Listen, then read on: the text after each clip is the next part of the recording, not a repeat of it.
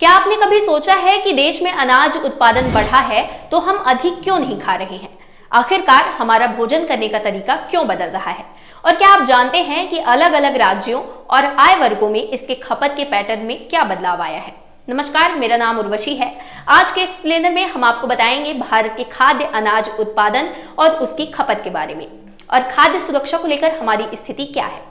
हाल के दशकों में भारत में खाद्यान्न उत्पादन में उल्लेखनीय वृद्धि हुई है। खेती के बढ़ते क्षेत्र और बेहतर पैदावार के कारण इस प्रगति ने प्रति व्यक्ति खाद्यान्न उपलब्धता को बढ़ाया है। इसी अवधि में खाद्य उपभोग पैटर्न ने प्रमुख अनाजों की प्रति व्यक्ति खपत में गिरावट दिखाई है। सबसे पहले बात करते हैं खाद्य अनाज उत्पादन में वृद्धि के कुछ आंकड़ों की। भारत में खाद्य अनाज का उत्पादन पिछले कुछ दशकों में बहुत बढ़ा है।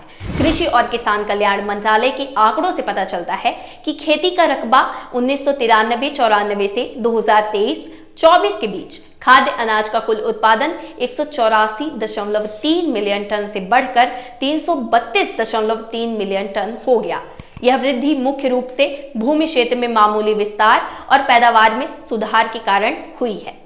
अगर हम आंकड़ों को देखें तो 1993-94 में खाद्य अनाज का औसत उत्पादकता 1501 किलोग्राम प्रति हेक्टेयर थी, जो अब 2023-24 में बढ़कर 2515 किलोग्राम प्रति हेक्टेयर हो गई है। यही नहीं, खाद्य अनाज की प्रति व्यक्ति उपलब्धता भी बढ़ी है। 1993 में यह 14.1 किलोग्राम थी, जो 2023 में बढ़कर 17.3 किलोग्राम हो गई। हालांकि अगर हम अलग अलग प्रकार के अनाज की बात करें तो अनाजों में खास तौर पर दलहन की उपलब्धता में उतार चढ़ाव रहा है। ध्यान देने वाली बात है कि उपलब्धता में वृद्धि हुई है, लेकिन इसके बावजूद खपत में कमी आई है, खासकर अनाज के मामले में, वो भी शहरी और ग्रामीण क्षेत्रों में। उदाहरण के लिए ग्रामीण भारत में 1993-94 में प्रति व्यक्ति औसत अनाज खपत 13.4 किलोग्राम प्रति माह थी, जो 2022-23 में घटकर 9.4 किलोग्राम रह गई है। और शहरी भारत में यह खपत 10.6 किलोग्राम से घटकर 8 किलोग्राम प्रति माह हो गई है। यह गिरावट सभी प्रमुख अनाजों जैसे चावल, गेहूं और अन्य अनाजों में देखी जा रही है। अब बात करते हैं आहार में बदलाव और खर्च की आदतों पर। इन आंकड़ों से यह भी साफ है कि हमारा आहार बदल रहा है। रूरल और अर्बन दोनों क्षेत्रों में खाद्य खर्च का हिस्सा घट रहा है। 1993-94 में खाद्य खर्च का हिस्सा ग्रामीण क्षेत्रों में 63.2% था, जो 2022-23 में घटकर 46.4% हो गया। वहीं शहरी क्षेत्रों में यह हिस्से 54.7% से घटकर 39.2% हो गया है। सिर्फ अनाज ही नहीं, अब लोग मीट, डेयरी उत्पादों और प्रोसेस्ड फूड्स पर ज्यादा खर्च कर रहे हैं। यह बदलाव एंगल और बेनेट के नियम के अनुरूप है, जिसमें कहा गया है कि जैसे जैसे आय बढ़ती है, लोग स्टेपल फूड्स जैसे अनाज पर कम खर्च करते हैं और विविध आहारों पर ज्यादा खर्च करते हैं। भले ही भोजन पर खर्च की गई कुल राशि बढ़ सकती है। 1993-94 और 2023-24 के बीच दालों की खपत स्थिर रही, जबकि ग्रामीण क्षेत्रों में दालों की प्रति व्यक्ति मासिक खपत 1993-94 में 760 ग्राम और 2023-24 में 742 ग्राम थी। शहरी क्षेत्रों में दालों की खपत 1993-94 में 860 ग्राम और 2023-24 में 801 ग्राम थी।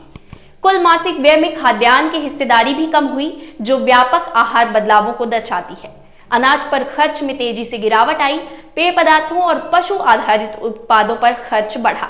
ग्रामीण क्षेत्रों में अनाज पर व्यय का हिस्सा 1993-94 में 24.2% से घटकर 2023-24 में मात्र 5% रह गया, और शहरी क्षेत्रों में 14% से घटकर 3.8% रह गया। अब बात करते हैं भारत में क्षेत्रीय भिन्नताओं की।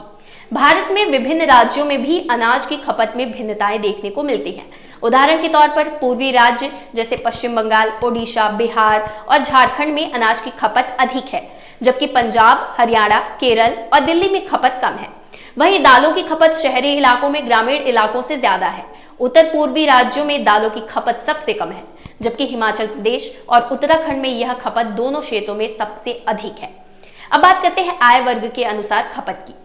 ग्रामीण क्षेत्रों में जो लोग सबसे कम आय वर्ग में आते हैं, उनकी अनाज खपत में गिरावट आई है। 1993-94 में आबादी के सबसे निचले 10% आय वर्ग के लोग प्रति माह 10.5 किलो अनाज खा रहे थे, जो अब 2023-24 में घटकर 8.6 किलो रह गया है। हालांकि शहरी क्षेत्रों में यह स्थिति उलट है। यहाँ उच्च आय वर्ग के लोग कम अनाज खा रहे हैं। उदाहरण के लिए 2023-24 में शहरी क्षेत्रों में सबसे निचले 10% लोग प्रतिमाह 8 किलो अनाज खा रहे हैं, जबकि उच्च वर्ग के लोग 7.2 किलो खा रहे हैं।